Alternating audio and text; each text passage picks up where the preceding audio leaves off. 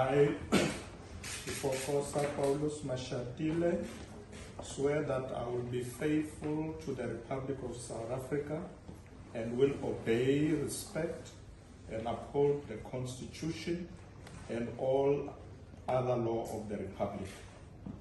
And I solemnly promise to perform my function as a member of the National Assembly to the best of my ability.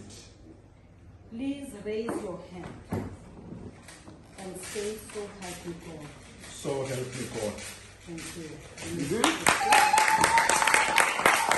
Well, I've been deployed to Parliament by the ANC. You know, I'm a Deputy President of the ANC. The Deputy President of the country is a prerogative of the President. He's the one who decides who should be Deputy President. For now, I'm happy to serve here as Member of Parliament. It's good to be back here. I did spend some time in Parliament before, so I'm looking forward to work as an MP. Mr. Mashatile, would you like to be sworn in as the Deputy President before SONA or after SONA? Oh no. I've been sworn in as an MP with my comrades here.